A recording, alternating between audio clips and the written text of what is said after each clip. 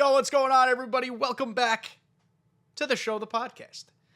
We have what appears to be, at least on paper, a very exciting week of content in MLB The Show 24.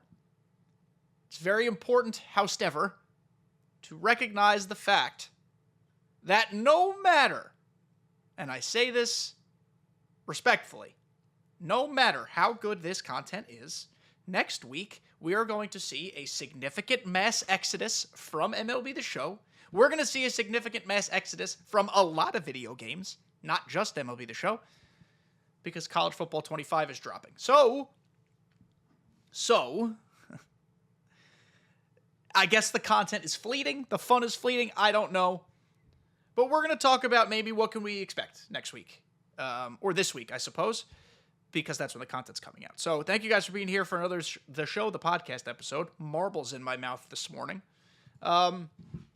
Let's start by looking at this calendar here. And if you guys are listening, I will do my best to articulate everything. My face is, of course, covering the calendar, so I am going to make it go away. I'll be back in a minute. Okay, so coming soon, as in coming this week. And I'm going to pull up the exact calendar on my phone so I don't mess up.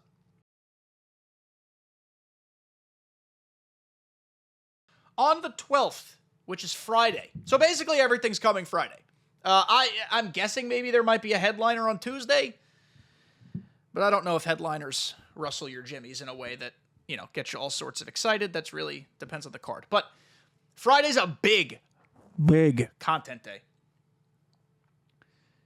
So Team Affinity Season 2, Chapter 2 comes out.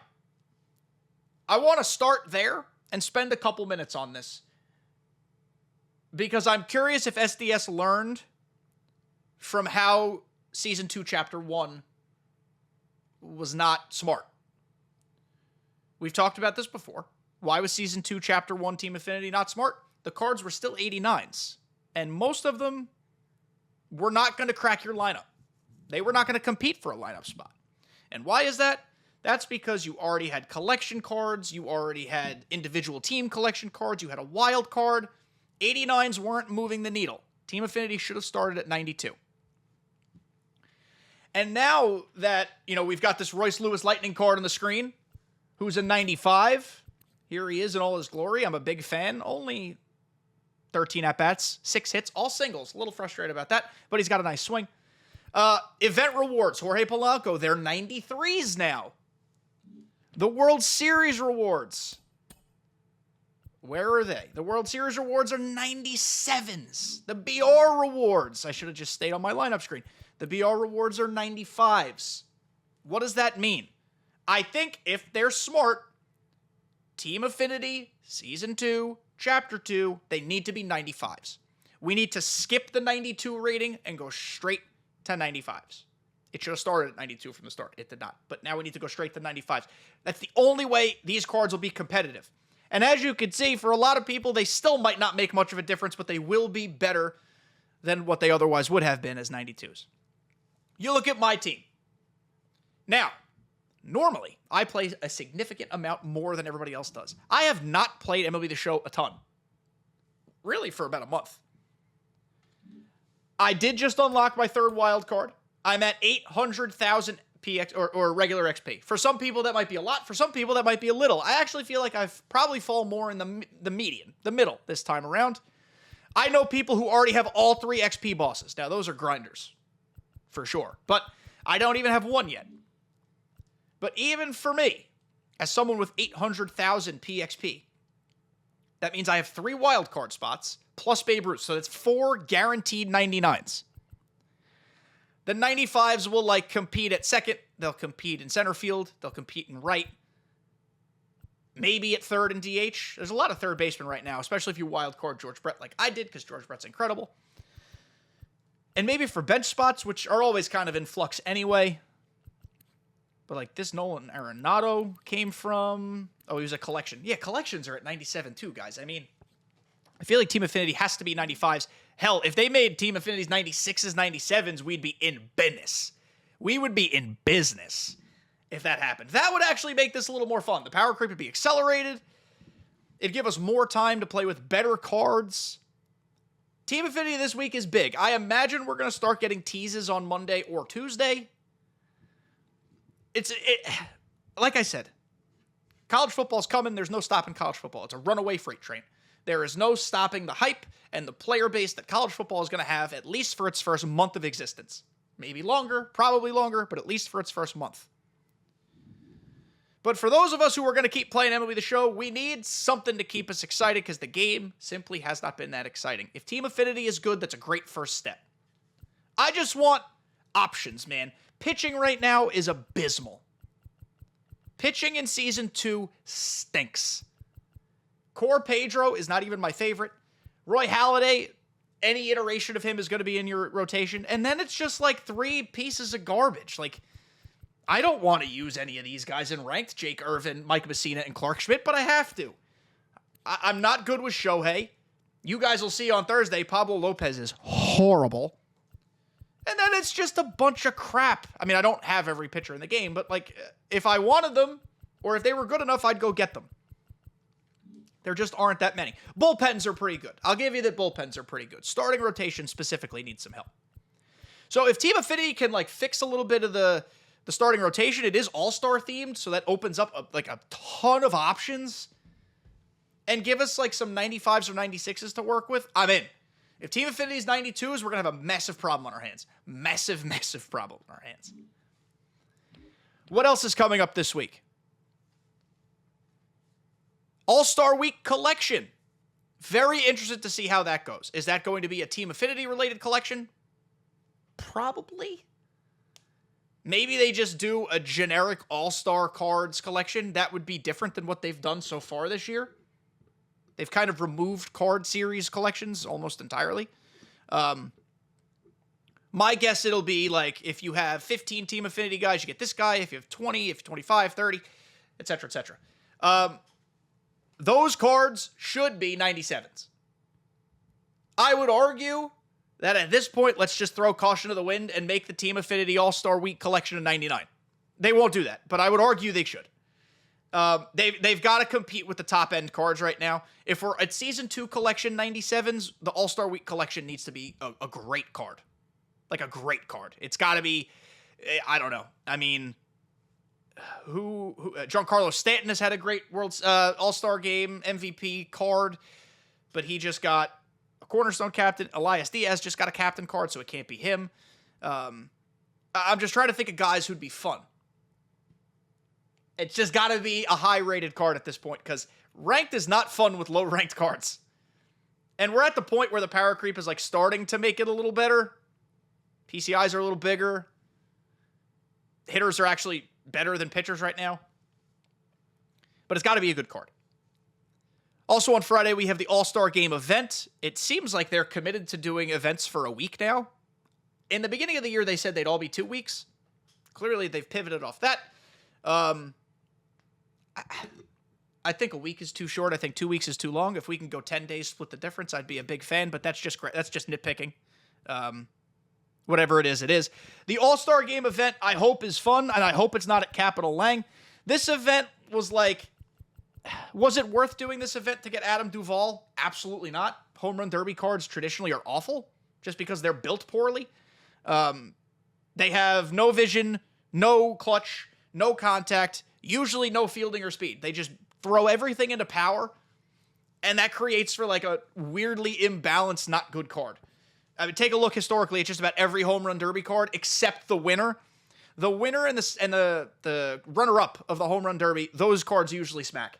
But all the other base rounds and mid-rounds, they stink. And that's what Duvall is, essentially. He's like a mid-round card. I'm hoping the All-Star event is different. I have enjoyed that they've been throwing XP at us. I mean, in this one alone, there's 30,000 XP. If you play this event in full, you get XP from playing. You get 30,000 XP just from achieving stuff. And the rewind's good because I sold this Jorge Polanco for $50K and then got him back for free within like 2 hours. So that's good. Keep the structure. Give me a bunch of XP. I would like this Ballin 3-pack to be replaced by like some sort of pack of value. One of those All-Star Choice packs would be nice. a season awards pack would be kind of cool. But whatever. I know they're not giving us packs. At least the packs we're asking for. They think this means giving us packs. Like 5 standards, a headliner, and 3 ball-ins. That's not giving us packs. But regardless, I hope the All-Star event is good. I hope it's not at Capitol Lang. The All-Star game is where? In Texas. So it'll probably be locked to Texas. Which is like... whatever, I suppose. It's better. Remember when it was locked in LA and that sucked? This might be better than LA. I believe that's a retractable roof, though, in Texas. So you might have games where it's hard to see because of the sun glare, and then you might have games where it's very easy to see. So I'm hoping they time lock it, too. Or can you choose your time? I don't remember. If you can't choose the stadium, you can't choose the time. So we'll see. But I imagine it will be Texas locked. That'd be 2 events in a row where they locked us to a stadium. Just, it's a fact. It's not a commentary, just an observation. But that event hopefully gives us some things that we're asking for. And if we're getting 95s in Team Affinity, I would guess that the event reward will be a 95 or a 96. And the 95s in Team Affinity, gang, that is just me guessing and hoping. It's not a fact. We will know, like I said, Monday or Tuesday when they start revealing cards. I just think it would be foolish to make them 92s because they'd be literally useless. Like, honestly, basically across the board, 100% useless. Other than maybe a couple pitchers because, like I said, starting pitching is so weak. We also will have the Season Awards drop 6. So let's look at what Season Awards have been. Drop 5 was okay. Jonathan India is actually a fun card. Like, he's legitimately a good card. It's been rare that these cards have been worth our time. This card's good. Jonathan India, if you're unaware, has a really nice swing, a really nice, easy swing. In my opinion, anyway. His fielding is hot garbage, but he plays second base, so 42 arm strength shouldn't really hurt you a ton. The power left is definitely a little low, but I like his big contact versus left. Clutch is good. Vision is fine. So there are a lot of guys I think should be getting cards. If they will remains to be seen. If you go back to drop 4, we had just gotten this 88 Ben Rice. Ben Rice is my new king, my son, my child, my favorite player of all time. He just had a 3 home run game against the Red Sox. I don't know if they'd give him another tops now. His live series will surely be supercharged. But, like, I could do for a big, beefy boss man Ben Rice, like a 95 Ben Rice, tickle my pickle SDS. Also, this might be a silly question. Ben Rice has a card, right? Does he even? He does. Okay. I'm going to buy him for an obnoxious amount of stubs because I love him forever. Ben Rice is here. And I think Ben Rice would be fun. Will Smith had a 3 home run game. I could see Will Smith getting a card because I don't think... Has Will Smith gotten anything other than his live series this year? Will Smith. I don't think he has. I'm looking. He's gotten the 90 from the KREW series, the Soul series. That was obviously a day 1 drop or like a very early on drop. And no one is using 90 Will Smith right now because why would you? So I could see him getting a card. I could see him getting either a tops now or that, I guess we'd call him boss. Will Smith did have 4 straight at-bats with a homer, so he's probably got a better case than Ben Rice, but I'm just a disgusting Yankee fan. Guys, and they've been playing bad. Can you make me feel better? I know they just blitzed the Red Sox 1 game, and they arguably should have won the first game, but Clay Holmes stinks, so neither here nor there. So season awards, hopefully they keep giving us packs for that. Hopefully the pack cards are good. Like, if they're going to give us packs, at least make the cards good. Willie Castro is okay. He's probably getting used a lot more than I realize. But God, his power's bad. His vision's bad. I think I'd rather just use the gold card on the Santana team. 134K for that card. Jesus. This Christopher Sanchez just ate me up in ranked, honestly. Maybe it's just me because I stink because I can't hit, but this card was actually pretty good at least. Like, at least make these cards okay. You know? It's kind of where I'm at. And then, what else do we have? Okay, this is worth talking about here. On Sunday, we're getting draft content. Last year's draft content was one of the coolest surprises of MLB The Show's last few years, and it was awesome content. It, like, truly was excellent content. But I have a concern. So last year, within the 99s are everywhere model, the draft content was super dope. Because the top, like, 3 picks, 4 picks, 5 picks, someone remind me, I can't recall how many 99s there were. Those top picks were all 99s. Skeens, Cruz, Langford, Clark, it must have been 4 or 5. Was there a 5th one? I don't remember. They could make them 99s and make them beefy and gross and fun and cool and get used. The cards were used. We're not at the 99 point of the power creep in Season 2 yet? So are these draft cards going to top out at like 95, 96, 97? That saddens me. I presume, though, because they have their rights, that opens the door for 99 prospect versions of them later on. That's my hope. But I'm a little concerned that these cards are not going to hit like crack cocaine like they did last year. Last year, this was so fun, so cool. Community loved it. The cards were great. The cards were used. It was sick. Like, it is no exaggeration to say the draft content was some of the best content MLB The Show did last year. Plus the way they did the All-Star Week program and you could attain packs and, like, it was just... It was well done all around with some of the best content they've ever done. Ever. But given how pack-forward the game is this year, how few programs there are, and to some degree we're happy the power creep is back, but given the power creep and its existence, I don't know if the draft content is going to hit a home run like it did last year. I truly hope, I'm praying, fingers crossed, really hope it does. That extends to the All-Star and Home Run Derby content. Will we get 99s for those bosses? I'm not sure. I really friggin' hope so. I really, really friggin' hope so. It just seems odd that Team Affinity, realistically, Team Affinity on Friday could be 92s. We're hoping they're 95s. Realistically, would it shock anybody if they were 92s? Probably not. And then 2 days or 3 days later, during the All-Star stuff, to start throwing 99s around, that doesn't check with me. Even if they were 95s in Team Affinity, it still doesn't clock that they would be 99s in the All-Star content. So we're going to have to not scale back our expectations, but just be aware that at least relatively speaking, the cards should still be better than what we have. They just probably won't be 99s. And hopefully, again, it opens the door for the 99s later on, specifically with the draft content. Someone's going to have to remind me how they've done All-Star content in the past with the power creep. They were probably 99s for the rare round, but that was what it was year-long power creep, not season-long power creep. The season-long power creep kind of screws up things like this, because at this point in the season, we're not ready for 99s, in air quotes for you guys who are just listening. But, like, I'm mentally very prepared for it, so we'll see. I'm so curious. What do you guys think?